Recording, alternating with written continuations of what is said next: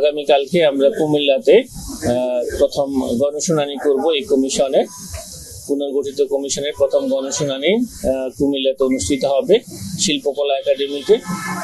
তো এটা আপনারা একটু প্রচার করবেন, যারা সেবা প্রত্যাশী, যারা সরকারি দপ্তর সময়ে যে বিভিন্ন সময় হয়রানির শিকার হয়েছেন, তারা এখানে নির্ভয়ে সরকারি সেবা প্রাপ্তির ক্ষেত্রে তাদের যে সংক্ষুব্ধতার বিষয়গুলা, তাদের না পাওয়ার বিষয়গুলা, কেন কি কারণে তারা সেবা থেকে বঞ্চিত হয়েছেন, সেই বিষয়গুলো তারা তুলে ধরতে পারবেন।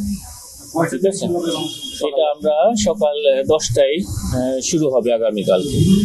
তো আমরা আপনাদেরকে এটা দিব, ওই যে কি বলে প্রেস রিলিজ দিব, যদি সম্ভব হয় আপনাদের অন্যান্য নিউজের সাথে।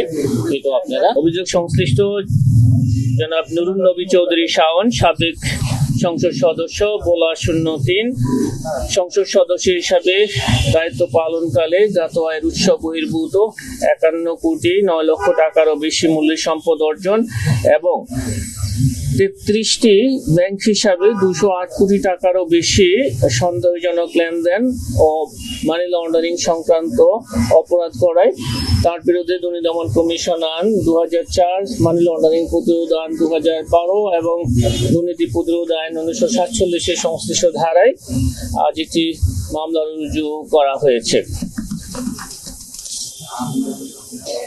অভিযোগ সংশ্লিষ্ট জনাব নুরুন নবী চৌধুরীর স্ত্রী মিসেস ফারজানা চৌধুরী কর্তৃক 2,20,00,000 টাকারও বেশি জ্ঞাত আয় বহির্ভূত সম্পদ অর্জনের প্রাথমিক তথ্যাদি পাওয়ায় তার প্রতি দুর্নীতি দমন কমিশন আইন 2004-এর 26(1) ধারায় সম্পদ বিবরণী দাখিলের আদেশ জারির সিদ্ধান্ত গৃহীত হয়েছে। পারস্পরিক যোগসাজশে ক্ষমতার অপব্যবহার, অপরাধমূলক বিশ্বাসভঙ্গ, অপরাধমূলক অসদ আচরণ, প্রতারণা, জাল জালিয়াতির মাধ্যমে ইসলামী ব্যাংক বাংলাদেশ পিএলসি খাতুনগঞ্জ শাখা চট্টগ্রাম হতে 827,42,00,000 টাকারও বেশি টাকা আত্মসাৎ সহ বিনিয়োগকৃত অর্থের প্রকৃত উৎস প্রকৃতি গোপন করার জন্য হস্তান্তর, স্থানান্তর এবং রূপান্তরের মাধ্যমে মানি লন্ডারিং সংক্রান্ত অপরাধের প্রমাণিত হওয়ায় জনাব আহসানুল আলম, সাবেক চেয়ারম্যান ইসি কমিটি এবং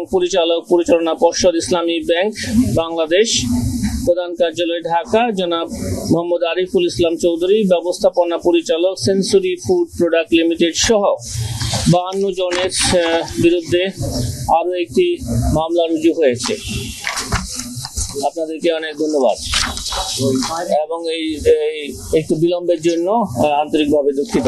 আমাদের সরকার এবং বিভিন্ন আইন প্রয়োগকারী সংস্থা সহ দুর্নীতি দমন কমিশন এই বিষয়ে কাজ করছেন। আমাদের এই সংক্রান্তে গঠিত তদন্ত দল কাজ করছেন।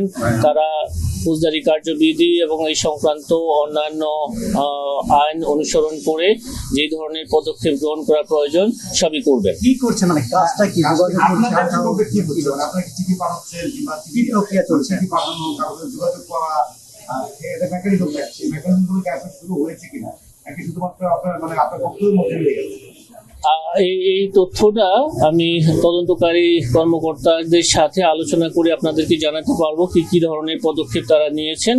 এই মুহূর্তে আমি আসলে এই বিষয়ে না জেনে মন্তব্য করাটা ঠিক হবে না। কি কভার করে আনার নজির বা আইন কি বলে আসলে দুটো আইনি বাইরে সম্ভব কি, সে আইন কি বলে? আইন অনুযায়ী তো সম্ভব, সুতরাং আইন অনুযায়ী সবকিছুই বিবেচনা করা হবে এবং সেই ধরনেরই